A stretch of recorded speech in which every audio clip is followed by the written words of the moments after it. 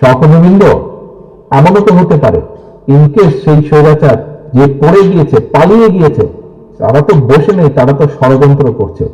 যদি তাদের ষড়যন্ত্র সফল হয়, আপনার এই কেস তো উঠবেই না, বরং এই ডাকারা 10টা থাকলে ওই দ্বিগুণ হয়ে জ্যামিতিক হারে 20টা হয়ে যাবে। সেই সম্ভাবনাও কিন্তু আছে।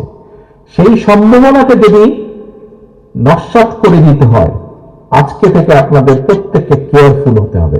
আজকে থেকে আপনাদের টার্গেট একটাই হতে হবে, জনগণ, জনগণ এন্ড জনগণ। Public interest, public interest and public interest.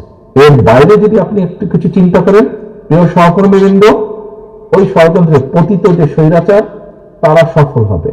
তারা সফল হলে আমার এই লয়ের সহকর্মীর বক্তব্য অনুযায়ী কেস উঠবে না আপনাদের, বরং মাথার উপর আরো কেস চেপে বসবে, আরো 10টি চেপে বসবে, 20টি চেপে বসবে। সহকর্মীবৃন্দ, আপনাদের নিজেকে যদি বাঁচাতে হয়, উপায় একটাই, জনগণের আস্থা অর্জন করা। নিজেকে যদি রক্ষা করতে হয়, উপায় একটাই, জনগণের আস্থা রক্ষা করা,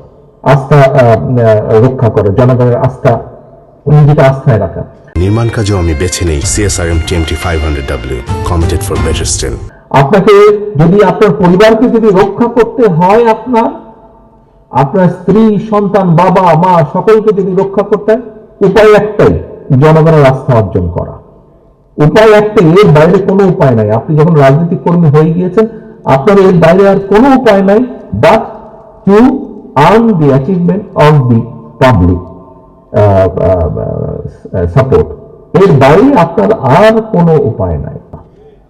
দয়া করে এই ভুলটা করবেন না। যারা ভাবছেন যে সামনে তো ফাঁকা, বিশ্বাস করুন, সামনে একটি অসম্ভব শক্তিশালী অদৃশ্য দেওয়াল আপনার জন্য অপেক্ষা করছে, যেটি ভেদ করে যেতে খুব কষ্ট হবে। কাজে কেয়ারফুল, এখন থেকে সাবধান হতে হবে।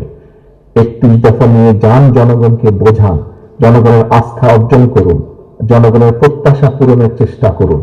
সব প্রত্যাশা আপনি এখনই পূরণ করতে পারবেন না। যদি ইনশাআল্লাহ আল্লাহর মতে আমরা সরকার গঠন করি, অনেকাংশে সেই প্রত্যাশা আমরা পূরণ করতে সক্ষম হব। কিন্তু সেটির জন্য জনগণ যাতে আপনার আস্থা রাখে, জনগণ যাতে আপনার প্রতি ধৈর্য ধারণ করে, সেই জন্যই আপনাকে সেইভাবে ভূমিকা পালন করতে হবে।